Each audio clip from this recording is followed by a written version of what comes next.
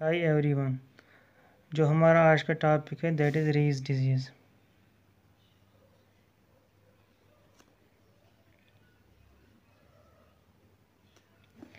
इसमें होता क्या है? इसमें होता है कि ये एक सिंड्रोम है, ग्रुप ऑफ सिम्टम्स है, जिसमें होता है कि लिवर में प्रॉब्लम होती है, दैट इज़ फैट डिपॉजिशन होता है लिवर में।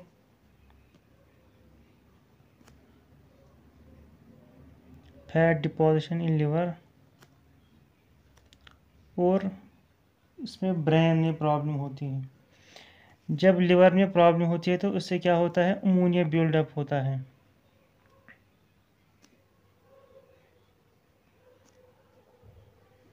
विच leads to problem in brain. Ammonia जो है ये करता है ब्लड ब्रेन बैरियर क्रॉस, और इससे ब्रेन में प्रॉब्लम होती है। तो ब्रेन में क्या होता है? इसमें होता है एडीमा एट्सट्रा, जो हम आगे पढ़ेंगे अच्छे से पैथोफिजियोलॉजी में। और जो ये रीज डिजीज़ है, इसको पहले जो है क्लिनिकल डिस्क्रिप्शन दी थी नाजिब खान ने इन 1956 में। 1956 में इसको दी थी पहली क्लिनिकल डिस्क्रिप्शन, किसने? नाजिब खान ने 19। इसको हम कहते हैं दूसरा नाम जमशेदपुर फीवर।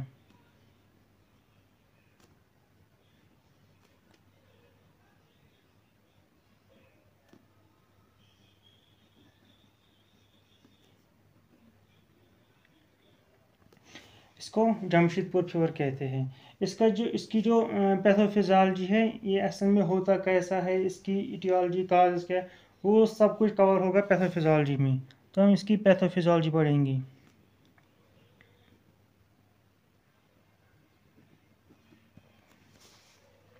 इसकी जो पैथोफिजियोलॉजी है, ये है कि अगर कोई वायरल इन्फेक्शन होगा, for example under as of 18,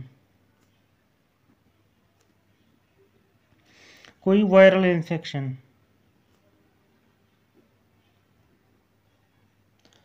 for example कौन सा viral, for example influenza and वेरिसिला, जिसको हम चिकन पॉक्स भी कहते हैं। अगर ये इन्फेक्शन होगा और हम इसमें देंगे सैलिसाइटिस,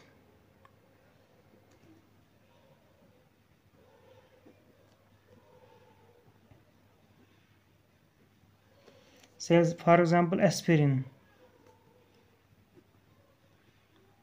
इन दोनों की वजह से ट्रिगर बनता है और उससे होता है माइटोकॉन्ड्रियल जो है उसको डैमेज होता है। जब माइटोकॉन्ड्रियल डैमेज होता है तो इससे क्या, जो एनर्जी प्रोड्यूसिंग जो यूनिट होता है उससे उसी को डैमेज होता है। तो इससे प्रॉब्लम होती है लिवर और ब्रेन को। फॉर एग्जांपल लिवर को प्रॉब्लम होती है। जब लिवर को प्रॉब्लम होती है, it leads to fatty infiltration. Liver में क्या होता है? Fatty infiltration.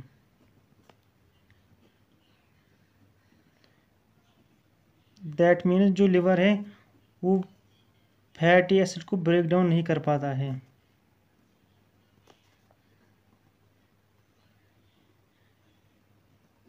नहीं होता है। जब फैटी एसिड ब्रेक डाउन नहीं होता है तो इससे फैटी लिवर बनता है।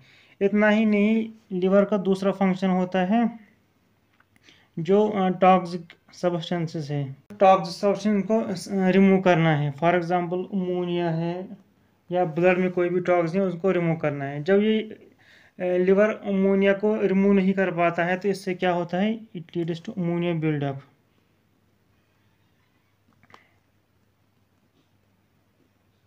जब अमोनिया बिल्डअप होता है, तो जब अमोनिया इंक्रीज होता है तो ये ब्रेन में it crosses blood brain barrier.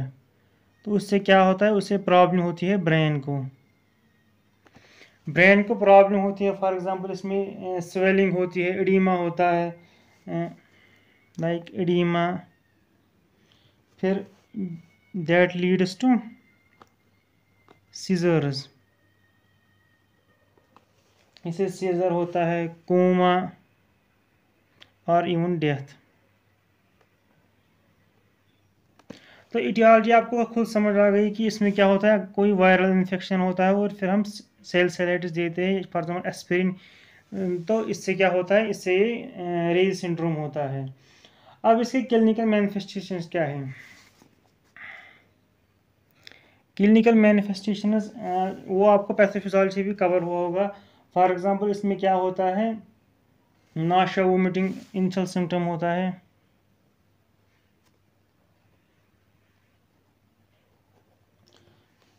And इसमें मेंटल स्टेटस चेंज होता है, चेंज इन मेंटल स्टेटस।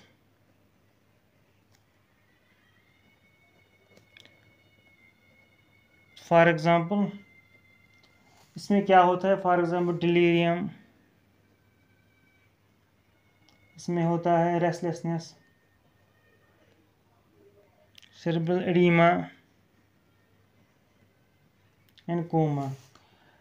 और इसमें हेपेटोमेगैली होता है विदाउट जॉन्डिस, क्योंकि इसमें जॉन्डिस नहीं होता है, मीन्स ये होता है सिंपल इन्फेक्शन और एस्पिरिन की वजह से।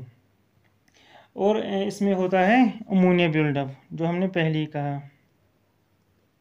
अमोनिया बिल्डअप और हेपेटोमेगैली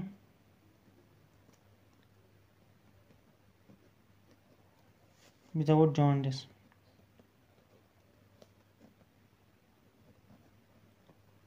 तो अब इसका हम मैनेजमेंट पढ़ेंगे, इसको मैनेज कैसे करेंगे। पहले हमें लो प्रोटीन डाइट देना है इसको, ताकि अमोनिया कम बने, लेकिन कैलोरीज बराबर देनी है। और हमें इसमें जो है ड्रग ऑफ चॉइस, अगर कोई वायरल इन्फेक्शन होगा अंडर द एज ऑफ 18, हम इसमें पैरासिटामोल दे सकते हैं, एस्पिरिन नहीं। पैरासिटामोल हम दे सकते हैं, एस्पिरिन नहीं। तो हमें मतलब अगर कोई भी वायरल इन्फेक्शन होगा तो अंडर 18 एज तक हमें एस्पिरिन नहीं देना है। और अगर ब्रेन एडिमा है तो हम इसमें दे सकते हैं 20% मैनिटॉल। मैनिटॉल जो ऑस्मोटिक डायूरेटिक है, तो वो ब्रेन एडिमा को कम करेगा। और अगर बेड को रेज करना है 30 डिग्री, 30 डिग्री रेज करने से आईसीपी इंट्राक्रैनियल प्रेशर डिक्रीज होगा। और इसमें जो लिवर मेनली बनाता है क्लॉटिंग फैक्टर्स को, like 2nd, 7th, 9th and 10th। लेकिन जब लिवर क्लॉटिंग फैक्टर्स बनाता है, जब लिवर को ही डैमेज होगा तो क्लॉटिंग फैक्टर्स नहीं बनेगी। जब क्लॉटिंग फैक्टर्स नहीं बनेगी तो इससे क्या होगा, इसमें प्रॉब्लम होगी कि इसमें साइंस ऑफ ब्लीडिंग होगी, कोagulation प्रॉब्लम्स होगी, ब्लीडिंग ज़्यादा होगी, सिंपल वर्ड, और ब्लीडिंग रुक नहीं पाएगी। जब साइन ऑफ ब्लीडिंग होगा तो हम इसमें क्या करेंगे, हम यही से देंगे फ्रेश फ्रोजन प्लाज्मा, या हम देंगे विटामिन के, विटामिन के और फ्रेश फ्रोजन प्लाज्मा, ताकि इससे क्लॉटिंग फैक्टर्स बनेंगे और ब्लीडिंग ना होगी। Thank you.